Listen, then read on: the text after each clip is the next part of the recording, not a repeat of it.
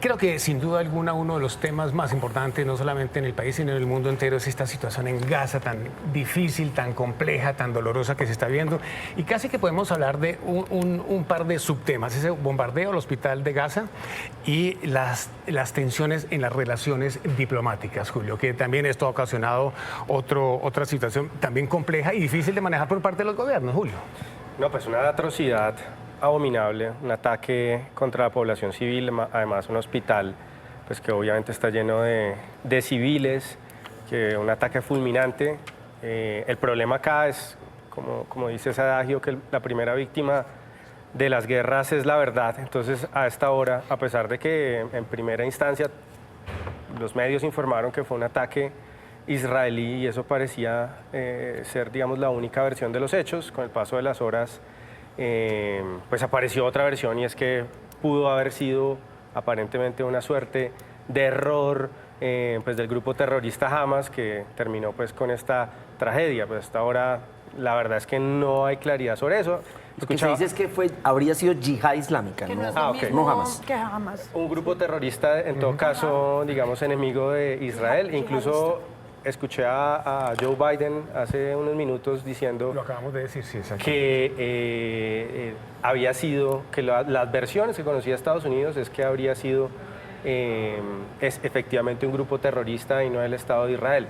Al margen de eso, digamos que sí llama la atención el timing, ¿no? El momento, porque este atentado ocurre un día antes de que llegue Joe Biden a Israel, digamos que venía a ser una suerte de mediación entre el Estado de Israel y países islámicos, y parte de esa mediación se fue al traste porque Mahmoud Abbas dice que no se va a reunir con Joe Biden.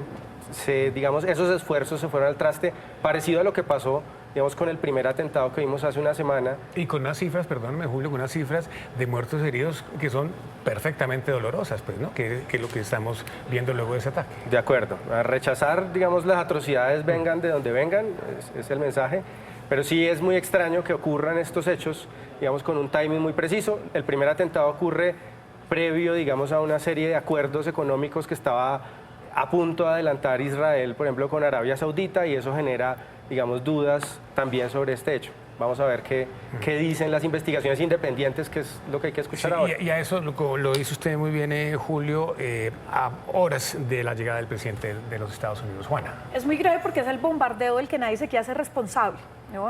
Porque es el bombardeo que han dicho que ha dejado entre 300 y 500 víctimas. Civiles, Todos además. Civiles, Niños. enfermos, pues imagínense, gente hospitalizada, pacientes que están siendo atendidos porque han sido víctimas, además y tienen heridas gravísimas, más familias y gente que se estaba resguardando porque pensaban que los hospitales era un lugar seguro. Aquí hay varios hechos que yo creo que hay que llamar la atención y es algo que dijo ayer el director del hospital en la rueda de prensa que dio, rodeado de cadáveres, una imagen terrible, dolorosísima, como las imágenes de la masacre de Hamas en Israel, de esas imágenes que uno queda muy compungido, que muestran la crueldad y la sevicia de lo que está pasando en este momento en esta región del mundo. Y dice que días antes ya habían bombardeado 2 veces un ala del hospital y que ayer, unas horas antes, el gobierno de Israel les dijo, les hemos pedido que evacúen y ustedes no han querido evacuar. Y después fue el bombardeo. Entonces el director del hospital dice, nos queda muy difícil creerle a Israel que no fueron ellos después que llevan varios días bombardeando el hospital y además diciéndonos que nos vayan. Otro punto, otro hecho que dejó también al mundo, yo creo que muy paralizado, fue que el portavoz del gobierno israelí puso un trino diciendo que el Estado israelí había bombardeado el hospital porque era una base militar del Hamas. Sí, claro. Pero es que a Y propósito... después borró el trino. Entonces, claro, quedan muchísimas dudas frente al bombardeo que todos niegan haber hecho. Sí, y a eso se le suma lo que dijo las Naciones Unidas a propósito, Juana, de lo que usted dice de evacuar. Hombre, es muy difícil, dicen Naciones Unidas, de evacuar millones y millones de personas prácticamente en horas. Jorge. El sábado ya se cumple una semana de los ataques de Hamas Y lo que hemos visto esta semana, que el desenlace de los acontecimientos cada vez es más dramático. Yo me quiero centrar en que se está produciendo una tragedia humanitaria en la Franja de Gaza, se está extendiendo también a Cisjordania, y sería muy importante que la diplomacia y la presencia del secretario de Estado de los Estados Unidos, la presencia de Biden, en medio de todas las dificultades y del dolor que produce estos hechos, se abogara por una salida diplomática, que Israel retomara o reconsiderara su decisión de invadir a Gaza, que militar, política y humanitariamente sería gravísimo, que se abrieran escenarios de conversación promovidos un poco por Egipto, por Jordania, que el presidente de la Hamas se reúna finalmente con Biden, porque yo creo que digamos, el tiempo de los halcones, como dice, a propósito del bombardeo al hospital, ¿no? Se cancela. El tiempo de los halcones, por decirlo así, ya pasó y está produciendo todas las tragedias que estamos viendo. Ya es el tiempo de la paz, de la negociación, de la diplomacia, de buscar corredores humanitarios, de que no se produzca este desplazamiento. Yo creo que hacia allá deberíamos hacer fuerza para que se resuelva el tema. Aprovechamos unos segundos que tenemos entonces para hablar, porque estas tensiones precisamente, mire, lo acabamos de decir hace algunos minutos, ustedes lo oyeron, de cómo en muchos países de Europa, y está Francia en alerta con 6 aeropuertos, muchos de ellos de carácter internacional.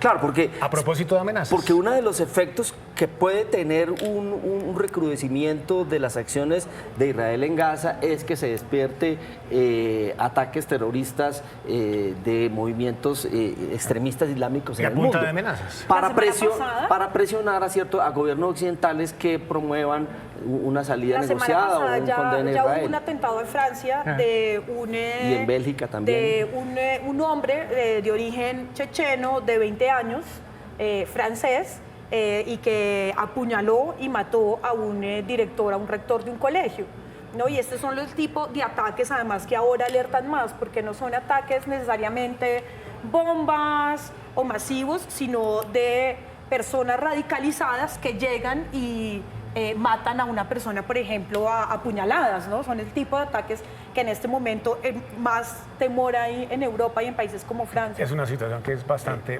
difícil y bastante compleja. Vamos a hablar del nuevo magistrado de la Corte Constitucional, el doctor Vladimir Flores. Jorge. Fernández. Jorge. ¿Sí? ¿Qué dije yo? No. Vladimir Fernández. Sí, estoy bien, ¿sí? Correcto, sí.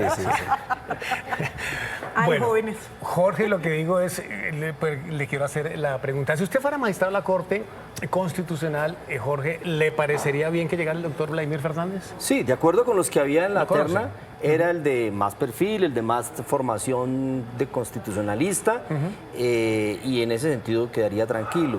Y además creo que llega a reforzar lo que llamaríamos el bloque liberal progresista de la Corte Constitucional, que esa es una muy buena noticia. Entonces yo sí quedaría tranquilo. Externadista. Y fue además secretario jurídico de la presidencia. Sí, que ya parece que es una tradición que los presidentes pongan a su secretario jurídico en la Corte. Pasó con Álvaro Uribe y Mauricio González Cuervo, con Juan Manuel Santos y Cristina Pardo, y generalmente terminan elegidos, además de una manera mayoritaria, apabullante, 88 votos, 2 por Cielo Rusinque y 1 por Gerardo Vega. O sea, ni los del pacto histórico apoyaron a los otros dos candidatos, lo que indica que era una terna de uno.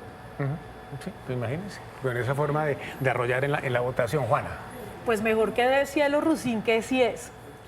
Y digamos que tiene una trayectoria bastante sólida. El Senado, pues, él arrasó, lo apoyaron enormemente. Ahora ha habido una discusión alrededor de una demanda de paternidad que tuvo en los años, alrededor del 2014, por no querer reconocer una paternidad de una hija que tuvo con una trabajadora del servicio doméstico.